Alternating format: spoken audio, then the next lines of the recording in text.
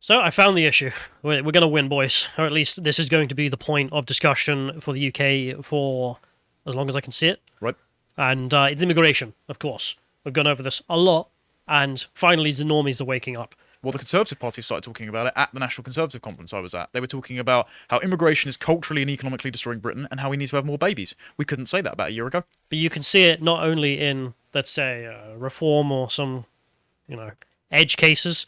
You can see the mainstream of even the Labour Party, never mind the Conservative Party, who are obviously sitting there crapping themselves. It's like, crap, this is actually becoming a real issue we have to address again. Because everyone thought it was over when Brexit happened, and of course it wasn't. It got way worse. We can see here just something on lotus.com, being the census data proves Britain is not a nation of immigrants, which is a great article pointing out just how recent all this is. And it's even more recent because we had more data since this article was published, obviously. If you go to the next one here. So this was, I believe, last year's news, which is that 40% of all foreigners came in the last 10 years. So now 17.7% of the country is foreign-born, so that's amazing. That's 1% increase. So it went from 16% of the country being foreign-born to 17%, 1% increase in 1 year. You can really see it in London, I will say. It's going well. So we got the next one here because we'll start off the story where the story begins, which is just before the data came out. Rishi Sunak promising, I will try and keep them down. To what percentage? I don't know. I don't believe you. Waste of time. Trust me, bro. Yeah. All right. Someone in the background, just cut this and play Almost Heaven, West Virginia, as we just go through. Just, here we go. Here's all your manifestos throughout every year when you said it would change. 1997, 2001, 2005. The next one here is just the other four manifestos in which you promised things would change. I'll bring them down to tens of thousands. We'll bring it down. We'll get immigration under control. Trust me, bro. Well, they're certainly controlling it. They're just making it worse. And the last one here being Reform, who are upset, rightfully, pointing out.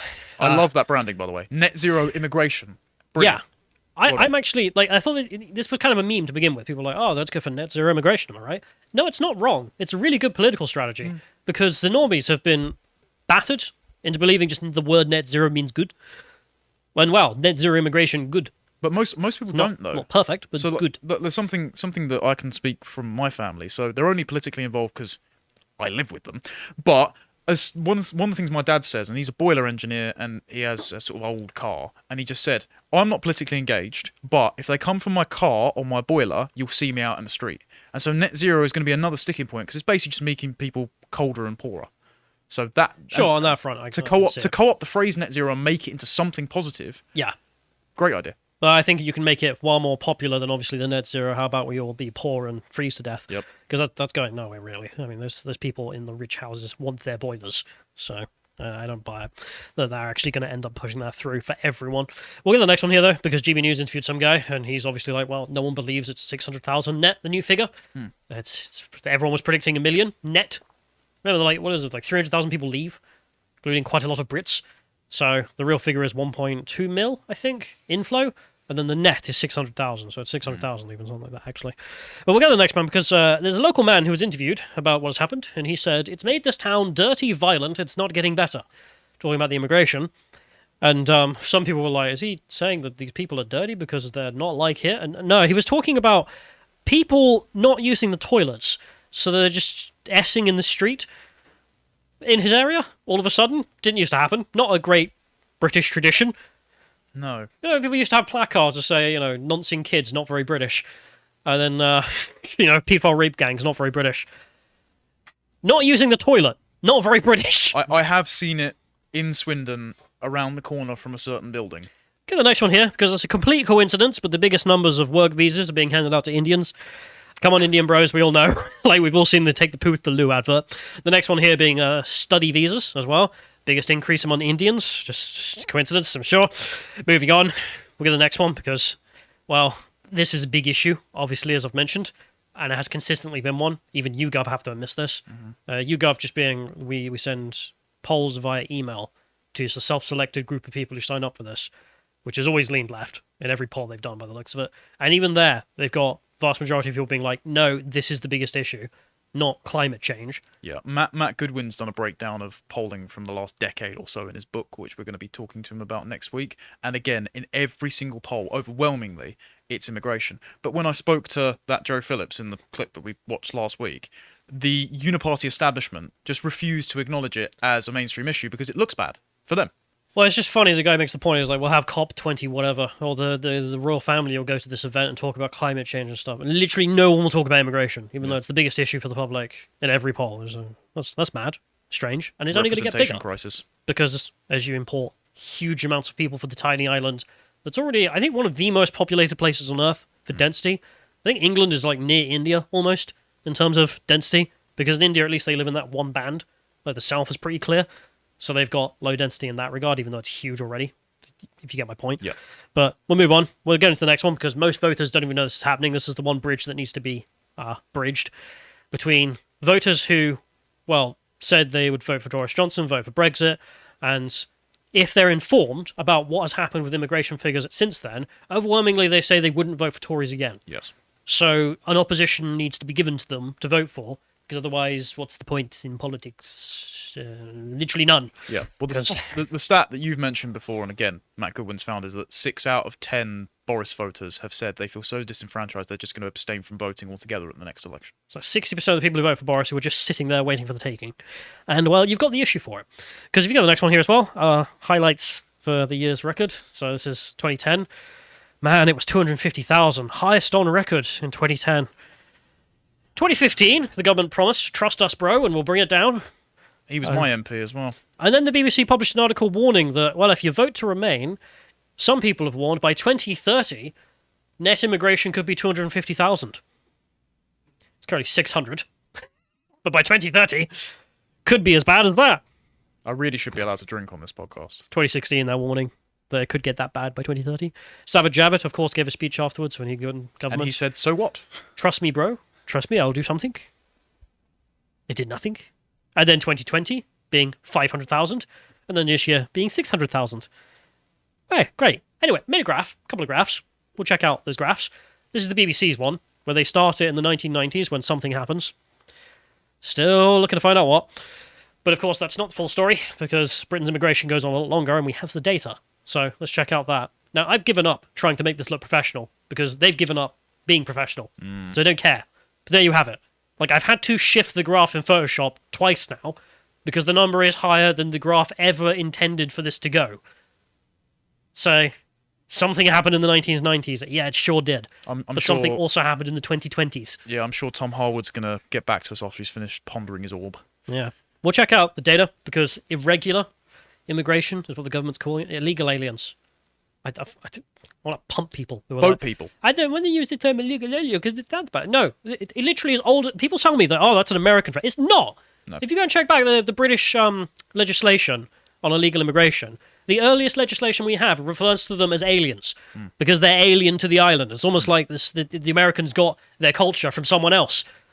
Who might it have been? Anyway, sorry, that's just a personal gripe. People, oh, it's an American term, don't use it. No, it's ours. They stole it, the bus. So this is the illegal aliens, 45k this year, mostly Muslims from millions of miles away.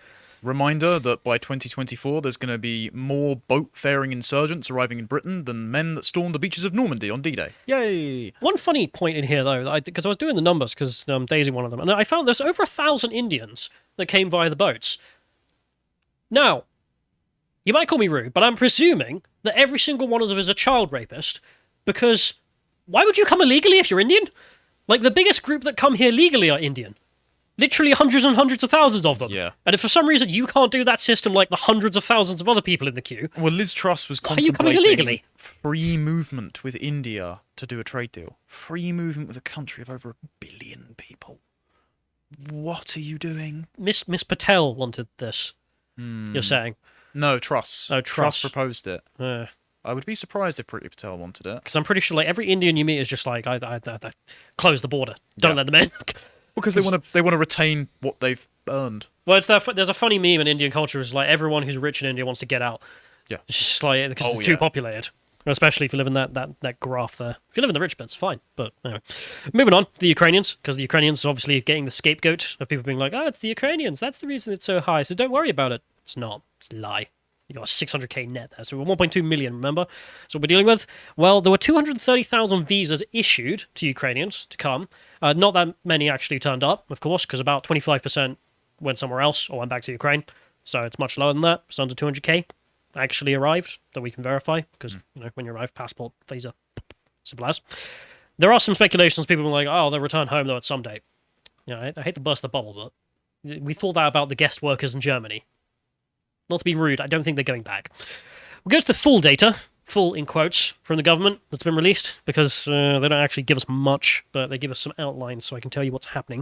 113,000 people from Hong Kong. So, yeah, pretty big. I mean, if you wanted an immigration group, you couldn't pick better. Yes. On Earth. And maybe Singapore. If you wanted to pick a group which had justified reason to seek asylum specifically in Britain, it would be Hong Kong because our politicians abandoned them to the Chinese. And it would be great if we made the effort to try and get them their homeland back. But again, they're probably just going to be stuck here. We don't have the army to do it anymore, but instead we'll have them. But then the question comes, if you're going to let in 113,000 Hong Kongers, what numbers still exist? Yeah. So maybe you want to lower from the other sources? No, make it bigger. So they issued 3 million visas. About 1 million of these are tourist visas. You can expect most of these people are going to bugger off home when you're done. Some of them don't, obviously. We're not fools. We know that this is also a route of breaking illegally. Just overstay your visa. What are they going to do about it? So about 1.2 million of them are long-term visas. 200,000 Ukrainian, thereabout. Let's just say 100,000 Hong Kongers. Okay. So we're left with 900,000 people that are not inevitable. Yeah, if you're going to argue that Ukraine and Hong Kong are inevitable. The pick a mix of the planet, yes. I mean, even without Ukraine and Hong Kong, we'd still be 800,000 over target. Yeah. No attempt has been made to even try. It's unbelievable. Well, line go up, Callum. Are you not aware that line go up? So here's one of the big reasons as to why, presumably, which is you may remember the Tories introduced a points-based immigration system. And quite a lot of people, I think Catherine Blakelock, I think was the first person who alluded me to this. She was like, yeah, they have that in Australia because they want more immigration, right? So why are we doing it when we want less? Well, you could have done it well, which is, well, you set the points really high, yes. Immigration lowers for a couple of years, and then maybe you need it back, okay, then you lower it. If you don't want it, you keep it high. Yep. Simple as. Instead, the government went, let's make the barriers pretty low, and then increase them if we need it. So that's retarded. Yep. And this is the result. We'll go to the next one here. The Tory immigration bill sets, that you have to have a certain wage to come here. I don't know if it's the link before. Can we go back to the link before? Sorry, I don't know if I'm getting my links wrong. There we are.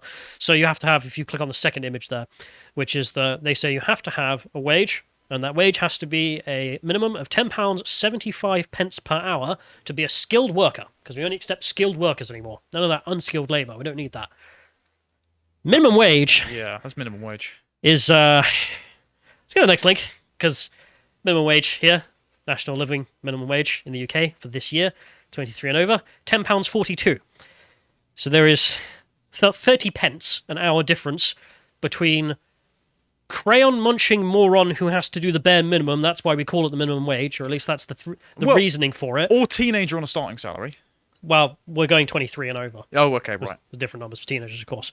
And skilled worker from abroad who has knowledge beyond Britain's capabilities. In fact, he will bring us such wealth and glory, which is why we pay him 33 pence more an hour. Yeah, we really are underpaying our doctors, lawyers, engineers, aren't we?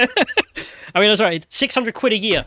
That's the big difference between skilled labour and basically scum, according to the standards of are you a minimum wage worker? This is the smallest amount you're allowed to pay someone in the UK.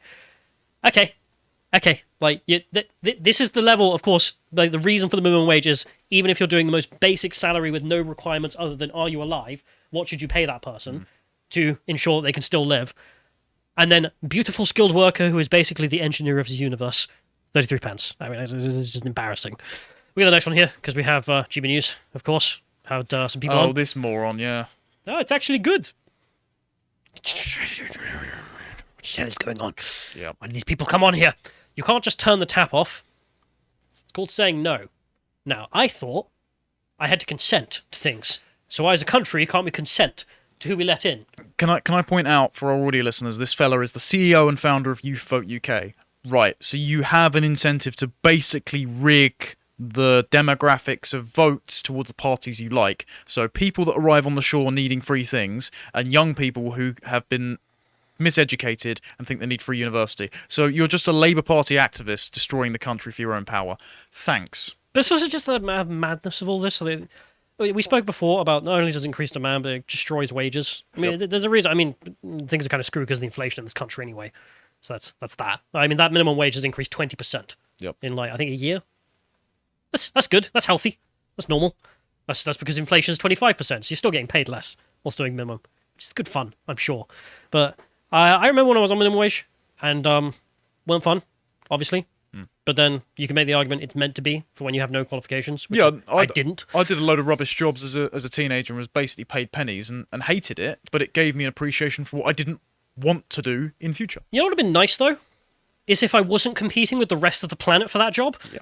I think I might have been able to negotiate a pay raise with the retail store I was working for. Yep. Because, well, now you have to hire me or no one.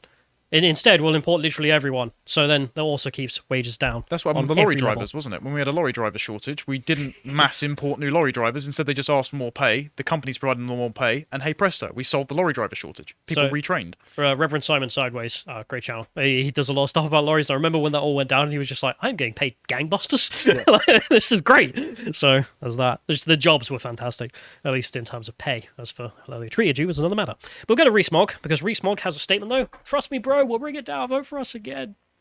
Yeah. I mean, I know he's got to say this, because it's an MP. What's he going to do? Like, I disavow the Conservative Party, burn it to the ground. I mean, you should say that, but... well, basically, quite a few MPs were saying that at the last conference, so... Publicly. I don't know, Mogg. Maybe you should join Reform. But, yeah, no one's believing this. Nigel Farage made a statement where he said Brexit has failed. Well, duh. Yeah, he's not wrong. Obviously, number one rule of Brexit will get out immigration. It'll be under our control. What have you done? What are you doing? What the hell have you done? It's like getting out of a marriage where your wife was hitting you and screaming at your kids, and then during the divorce proceedings, you've had to pay her half your stuff. That's what's happened. Bad. Your own lawyer has sold you out, basically. Nigel did do some interview. This is where this photo was taken from, where he kind of hints at coming back. Now, that would be welcome, but I am really pissed off that apparently is necessary, because as much as there's the meme of Nigel Farage being like, right, that's it, I'm retiring now. All right, I'm back in the game. like every 3 months.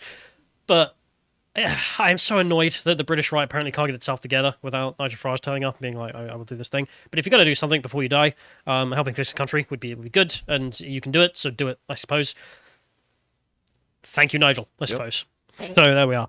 We'll go to the opinion polling as well, because looking at the polls, how do we solve this if we want to do politics? If we don't want to do politics, join me after dark for my discussions that are not monitored by MA5. But we'll go to the polling instead for where we can actually do things democratically. And as you can see, I hate to be rude, I hate to be that guy. It's just a fact of politics. Minor parties, well, it's tough, it's not cheap, it's really hard work. Everyone who's actually worked in politics knows how goddamn grueling it can be to go from minor party to even slightly noticed by the public. And Reform is there. They're the only ones who are in opposition to the Con Party. The rest of them all agree with the Con Party on this. More immigration now. But it needs stronger branding. That's also a point. I've not got a shortage of criticisms for them. But if I have to do something tomorrow, I'm one man, one vote. That's the vote. That's all I've got. It's not great. I'm not coming you with a pot of gold, I'll be honest. But it is the thing. And hey, they're not bad. They've at least actually got the right ideas, which is, yeah, how about we don't be retarded for a day? Just a day. Just a day in government, could you believe? Maybe a week. Who knows? Dare to dream. But we'll go to the smartest man in the universe. Because what if we're wrong? Let's get it up. There we are. Tom Harwood. Net immigration, 600k. Highest on record, but way lower than some had predicted. Nowhere near close to 1 million. I love how he's sitting there being like, damn, I almost thought it was going to be 1 million. Things were going to be much better then, don't they? But that's like saying, oh, why can't I get a house? You lost your leg in an explosion, but at least you didn't die. It's like, okay, but being an amputee is bad enough, please. Tom, their sympathy. Tom's sitting there being like, I love immigration. Why is my rent going up? But I love immigration. You're a fucking joke, mate. Jekyll and Hyde. We'll end this off with a Norma just point he made that riled me in response to all this, which is he tweeted this crap out about what if we just concrete over a huge part of the country again? Only 1% of the UK, not asking for much. So he says here, he's talking about the fact that the density of Barcelona is such and such, so if we want to build that many houses, it would take up 1.2% of the country. We just have to concrete over. So we're going to turn, I don't know, Didcot Parkway into Barcelona. That's no thanks. just another huge city. Great, love those. And if you scroll up on this, we can see his conversation in which someone is just like, well, go and live in Barcelona then. And he says, are you opposed to developing literally 1% of the country? For who, Tom? Yeah, literally, for who are we building this Barcelona? Let's not make a human beehive. Also, we're at sub-replacement birth rate, so I would like to have more kids, but they can filter through the housing system at a sustainable rate. And also, people aren't entitled to live here. I'm sorry to break it to you, but we are not the world's dumping ground. We don't have to destroy our culture, our heritage, our countryside just to pack it full of foreigners. We just don't. We don't have to do it. We can just say no. No, thank you. We're okay. No. It is our patriotic duty to build heaven for the foreign world, not ourselves. I mean, this is actually one of the things that Ron DeSantis I really liked about when he was asked about foreign policy. And someone was criticizing him, saying he thinks of foreign policy like he thinks about if he's running a state, as if he's like Florida governor, because he's focused on the interests of Florida. Yeah. It's like, no, that's great. Yeah, like, if you run a country, the interests of the country are what fucking matter, the people who live there, not the entire other world. That's how you get involved in just random nonsense, such as, what if we build Barcelona for foreigners? I mean, I'm not even sure what this point is. I mean, if Tom's going to endorse this, I don't know what he wouldn't endorse. Literally, I don't know, rob everyone and give all the money to Sudan. Maybe that will make the world a better place or something. But there we are. But my point being, the issue is immigration. It is going to be the issue that will win the day in terms of what are we going to discuss that actually makes a movement. And, yeah, let's go for it. I'm living for that. If we've got one chance to actually do something, yeah, okay, we could probably win this one. If you appreciated that segment from the podcast, The Lotus Eaters, you can go to lotuseaters.com to get access to all the premium content that's on the site, such as the Comics Corner series, the episode on Logan, and Old Man Logan. If you'd like to find out what else is being out, you can follow on Getter at lotuseaters_com on Getter. Thank you, and goodbye.